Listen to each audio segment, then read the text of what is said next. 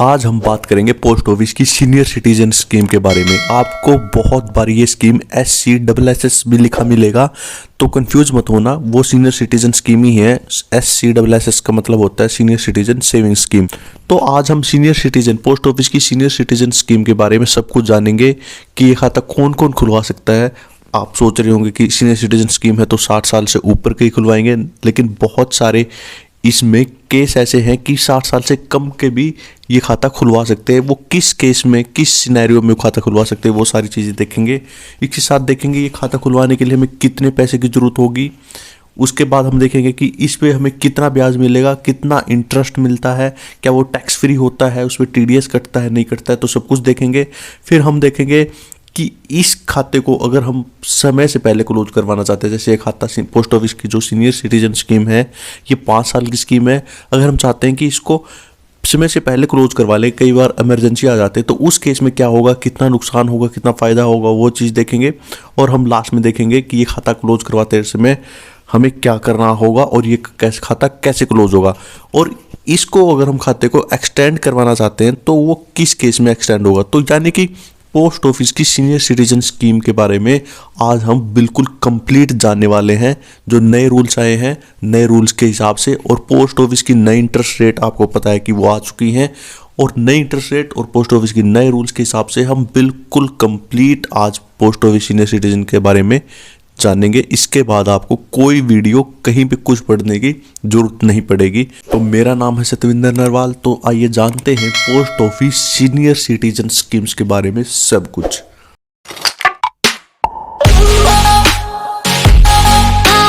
तो सबसे पहले देखते हैं कि खाता कौन कौन खुलवा सकता है। जैसा कि आपको नाम से ही पता चल रहा है, post office senior citizen scheme है ये। तो इंडिया का कोई भी सिटीजन जो 60 साल की एज हो चुकी है, जिसकी जो 60 साल की एज अटेन कर चुका है, वो एक खाता खुलवा सकता है। लेकिन 60 साल से कम वाले भी एक खाता खुलवा सकते हैं। लेकिन कौन खुलवा सकते हैं? जो सिविलियन एम्प्लॉय है, यानी डिफेंस के एम्प्लॉय को छोड़ के जितने भी हमारे सिविलियन एम्प्लॉय है, जब वो रिटायर होते हैं, अगर उनकी एज 55 साल से ऊपर है, 55 से ऊपर है, 60 होना जरूरी नहीं है, अगर 55 से भी ऊपर है तब भी वो ये खाता खुलवा सकते हैं सिविलियन एम्प्लॉय। लेकिन इसके लिए रूल ये है कि आपको जब भी आपको रिटायरमेंट जो बेनिफिट मिलेंगे उसके विदिन 1 मंथ आपको ये खाता खुलवाना पड़ेगा, तब ये खाता खुलवा सकते हैं। वरना अगर आपने 1 महीने के अंदर ये खाता नहीं खुलवाया तो आपको 60 साल के बाद ही ये खाता खुलवाना पड़ेगा। उसके बाद जो डिफेंस हमारे एम्प्लॉय हैं, अगर वो रिटायर होकर आते हैं तो वो 55 नहीं, वो 50 के बाद भी ये खाता खुलवा सकते हैं। जी हाँ, अगर सिविल एम्प्लॉय है तो 55 के बाद, और जो डिफेंस वाले हैं वो 50 के बाद ये खाता खुलवा सकते हैं। उनको 60 साल होने की ज़रूरत नहीं है। अब बात करते हैं कि ये खाता, जैसे हमारे बहुत सारे पोस्ट ऑफिस के स्कीम्स में हमारे अकाउंट जॉइंट खुल जाते हैं, क्या ये खाता भी जॉइंट खुल सकता है? नहीं, ये खाता किसी के साथ जॉइंट नहीं खुलेगा। हालांकि स्पाउस के साथ आप ये खाता जॉइंट खुलवा सकते हैं, हस्बैंड वाइफ आपस में खुलवा सकते हैं मिलके, और किसी के साथ ये खाता जॉइंट नहीं खुलेगा। अब बात करते हैं कि हमें कितने पैसे चाहिए खाता खुलवाने के लिए। देखिए, ये खाता मिनिमम 1000 रुपये से खुल जाएगा, और 1000 के मल्टीपल में आप 15 लाख रुपए तक इसमें इन्वेस्ट कर सकते हैं। मतलब आपके पास अगर 1000 रुपये हैं, आप खाता खुलवा सकते हैं। आपके पास 2000 है, 2000 का खाता खुलवा सकते हैं। आप मैक्सिमम 15 लाख इसमें आप इन्वेस्ट कर सकते हैं, उससे ज़्यादा आप इसमें इन्वेस्ट नहीं कर सकते। और ये 1000 के मल्टीपल में खुलेगा, ऐसे नहीं खुल सकता कि 2550 रुपये का खुल गया। 1000, 2000, 3000, 5000, 10, 20 ऐसे 1000 के मल्टीपल में खाता खुलेगा। और कई बार ऐसा हो सकता है कि गलती से आपको पता ना हो, सीनियर सिटीजन से कई बार स्किप हो जाती माइंड से, आपकी जो लिमिट है 15 लाख की एक शख्स की, वो क्रॉस हो जाती है। मान लो आप कहीं एक खाता आपने सीनियर सिटीजन ने कहीं खुलवा लिया, एक दूसरा खाता कहीं और खुलवा लिया। वैसे एक ही खाता खुल सकता है, मान लो गलती से खुलवा लिया, या एक ही खाते में 15 लाख से ज़्यादा गलती से उसमें डिपॉजिट हो गए, तो जो भी 15 लाख से ऊपर की अमाउंट होगी वो आपको रिफंड कर दी जाएगी। और उस पर जो आपको इंटरेस्ट मिलेगा वो सीनियर सिटीजन स्कीम का इंटरेस्ट नहीं मिलेगा, वो जो सिंपल सेविंग अकाउंट का 4% इंटरेस्ट होता है वो आपको मिलेगा। जितने दिन तक पोस्ट ऑफिस के पास वो पैसा रहेगा वो आपको वापस कर दिया जाएगा। इसके अलावा जितना भी पैसा हम इसमें डिपॉजिट करेंगे वो 80C के अंडर हम उसमें टैक्स रिबेट ले सकते हैं। अब बात करते हैं हमें कितना इंटरेस्ट मिलेगा। देखिए, हाल ही में हमें पता है कि जो पोस्ट ऑफिस की सीनियर सिटीजन स्कीम की इंटरेस्ट रेट वो बढ़ाई गई है। पहले post office senior citizen scheme की 7.4 इंटरेस्ट रेट थी, थी, अब ये बढ़कर 7.6 हो गई है। तो बहुत ही अच्छी इंटरेस्ट रेट है। पोस्ट ऑफिस की सारी स्कीम्स में सबसे ज़्यादा सुकन्या समृद्धि योजना की 7.6 है, और अब सीनियर सिटीजन की भी उसके बराबर ही 7.6 हो गई है। तो सबसे ज़्यादा interest rate senior citizen scheme में है, पोस्ट ऑफिस की किसी भी स्कीम में। और जैसे कि आपको पता है प्रधानमंत्री व्यय वंदना योजना, वो भी सीनियर सिटीजन के लिए है, उसमें अभी फिलहाल इंटरेस्ट रेट 7.4 ही चल रही है। तो उस स्कीम के बारे में हम बाद में कभी डिस्कस करेंगे। फिर इन post office senior citizen scheme और प्रधानमंत्री व्यय वंदना योजना दोनों को कंपेयर करके देखेंगे कि कौन सी बेस्ट है। आज हम सीनियर सिटीजन स्कीम्स के बारे में ही बात करेंगे। और आपको ये जो भी इंटरेस्ट है वो क्वार्टरली मिलेगा। मान लो आपने 15 लाख रुपए इन्वेस्ट कर दिए, तो इस पर जो भी इंटरेस्ट बनेगा वो हर 3 महीने में आपको मिलता रहेगा। जैसे क्या क्या डेट पे आपको ये इंटरेस्ट मिलेगा? आपको ये इंटरेस्ट मिलेगा 31 मार्च को, 30 जून को, 30 सितंबर को और 31 दिसंबर को। ये आपके अकाउंट में आ जाएगा। इन दिनों को ये आपको ये पैसा मिलेगा। अगर आप ये पैसा नहीं लेते हैं, तो अगर पोस्ट ऑफिस के पास ये पैसा पड़ा रहता है इंटरेस्ट का और आपने पैसा नहीं लिया, तो इसके ब्याज के ऊपर आपको ब्याज नहीं मिलेगा। तो जब भी आपका इंटरेस्ट आए तो उसको निकाल ही लीजिए, इसको री इन्वेस्ट कर दीजिए कहीं पे, क्योंकि अगर वो पड़ा रहेगा उस पर कोई ब्याज मिलने वाला आपको नहीं है। तो फायदा इसी में है कि उसको निकाल ही लीजिए। और ये scheme post office senior citizen scheme 5 साल की स्कीम है। और बहुत बार लाइफ में ऐसी सिचुएशन आ जाती है कि हमें वो पैसे वापस चाहिए होते हैं, तो हमें वो अकाउंट प्री मैच्योर ही 5 साल से पहले ही क्लोज करवाना पड़ सकता है। तो उस केस में क्या होगा? तो उस केस में अगर आप कभी भी ये खाता प्री मैच्योर क्लोज करवा सकते हैं। अगर आप ये खाता 1 साल से पहले क्लोज करवाते हैं, मान लीजिए आपके खाते को 1 साल नहीं हुआ उससे पहले क्लोज करवाते हैं, तो आपको कोई इंटरेस्ट नहीं मिलेगा।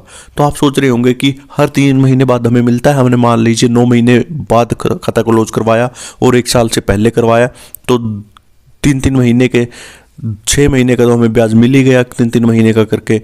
तो उस केस में क्या होगा? आपको जितना भी ब्याज मिला होगा वो आपका जो प्रिंसिपल अमाउंट आपने इन्वेस्ट कर रखा है उसमें से माइनस करके आपको वो पैसे मिलेंगे। आपने जितने भी पैसे इन्वेस्ट किए थे उसमें से जितना आपको ब्याज मिल चुका है वो माइनस करके आपको जो आपका प्रिंसिपल अमाउंट था वो मिलेगा। उसके बाद अगर आप खाता क्लोज करवाते हैं 1 साल और 2 साल के बीच में, मान लीजिए 1 साल तो हो चुका है कंप्लीट और 2 साल होने वाले हैं, उसके बीच में कभी भी आप खाता क्लोज करवाते हैं तो आपका जो प्रिंसिपल अमाउंट में से 1.5% आपका कटेगा। मान लीजिए आपने 10 लाख रुपए इन्वेस्ट कर रखे हैं सीनियर सिटीजन स्कीम में, तो आपको 15,000 रुपये 1.5% 10 लाख का वो आपको कट के मिलेंगे, 15,000 रुपये कम मिलेंगे। अगर आप खाता क्लोज करवाते हैं 2 साल और 5 साल के बीच में, क्योंकि 5 साल की स्कीम है, इसके बीच में अगर खाता क्लोज करवाते हैं तो आपका सिर्फ 1% कटेगा। मान लीजिए आपने post office senior citizen scheme में 10 लाख रुपए इन्वेस्ट कर रखे हैं, तो आपके 10,000 रुपये कट के आपको पूरे आपके पैसे मिल जाएंगे, जितने आपके उसमें 10,000 कटने के बाद जितने आपके पैसे बनेंगे वो आपको पैसे मिल जाएंगे। अब आप कहोगे नहीं हमें बीच में ज़रूरत नहीं थी, हमारे 5 साल कंप्लीट हो गए हमारे खाते को, तब उस केस में कैसे खाता क्लोज होगा? तो उसके लिए आपको सिंपली कुछ नहीं कर रहा, आपको अपनी पासबुक लेके पोस्ट ऑफिस जाना है। वहाँ पे अकाउंट क्लोजिंग का एक फॉर्म होता है, जैसे पैसे निकालने का विड्रॉल फॉर्म होता है उसी टाइप का एक फॉर्म होता है SB7A, आपको वो भरना है, पासबुक उनको देनी है, तो आपका खाता एक क्लोज वो कर देंगे 5 साल के बाद।